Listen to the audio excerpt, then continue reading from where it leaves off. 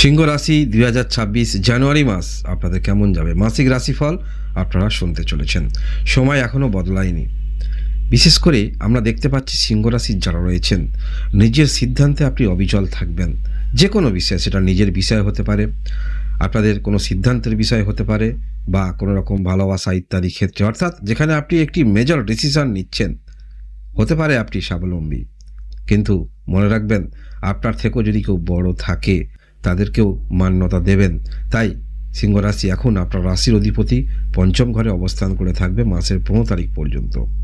পঞ্চম ঘর, এখানে রবি যথেষ্ট কমফোর্টেবল এবং পাওয়ারফুল, যার ফলে আপনার মানসিকতার মধ্যে আমরা দৃঢ়তা দেখতে পাবো। যে কোনো ক্ষেত্রে একটি দৃঢ় নমনীয়তা, সেক্ষেত্রে আপনাদের একটি এনার্জি আমরা দেখতে পাবো। এনার্জি অবশ্যই থাকা ভালো, তবে সিদ্ধান্ত যেটা আপনি হয়তো ভাবছেন আপনি স্বাবলম্বী হয়েছেন, সিদ্ধান্ত সমস্ত নেওয়ার ক্ষেত্রে আপনি যথাপর্যত বয়সে পৌঁছেছেন, তাহলে কিন্তু ভুল করছেন। অবশ্যই আমরা যেহেতু সমাজের মধ্যে থাকি, সবাইকে কিন্তু গুরুত্ব দিতে হবে, সব সম্পর্ককেও গুরুত্ব দিতে হবে।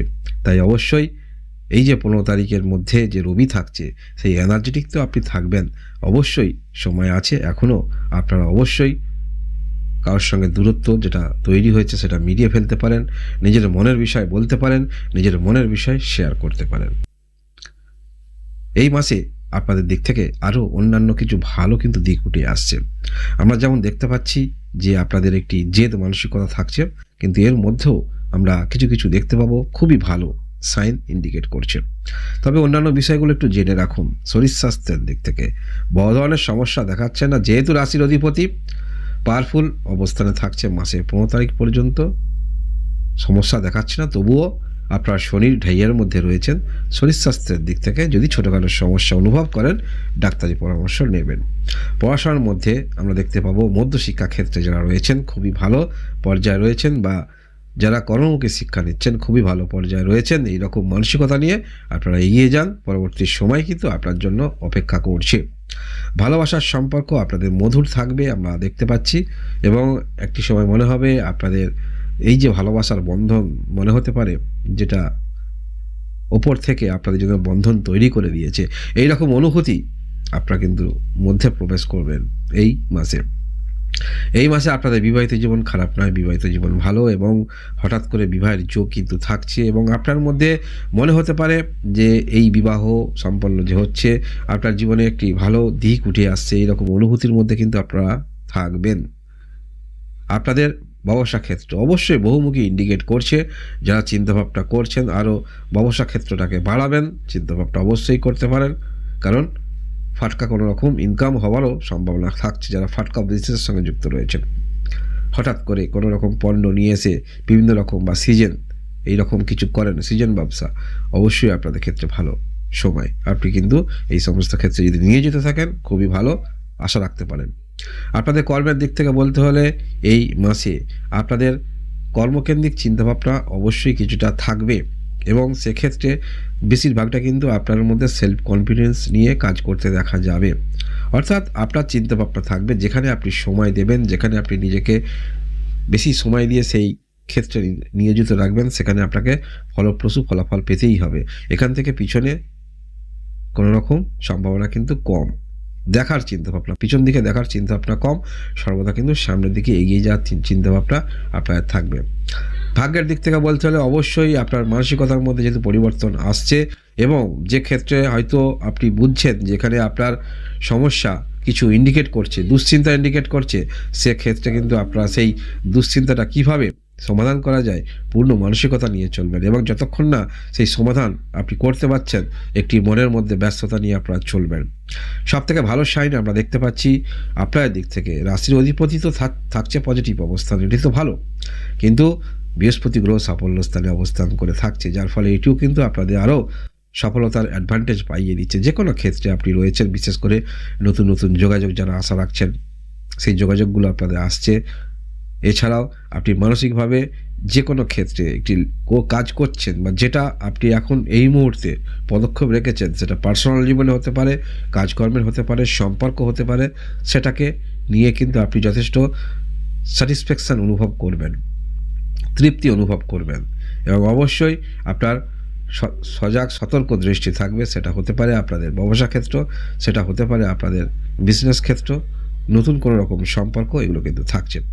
শনি ঢাইয়ার মধ্যে রয়েছেন, কিছুটা হয়তো কর্মক্ষেত্রের মধ্যে চাপ থাকতে পারে, বা যে অনুসারে হয়তো কর্ম করছেন সেই অনুসারে কিছুটা অর্থ হয়তো বাধা পেতে পারেন, তবে পাবেন। পূর্বে যে পরিস্থিতি তৈরি হয়েছিল সেই পরিস্থিতি কিন্তু অনেকটা দূরে চলে যাচ্ছে।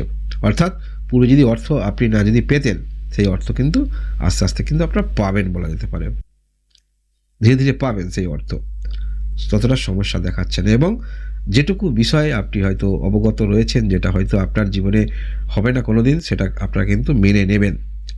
আপনি মেনে নেবেন যেটা আপনার জীবনে হওয়া সম্ভব নয়, বা এটা কোনো দিনই হবে না, সেটা আপনারা মেনে নেবেন।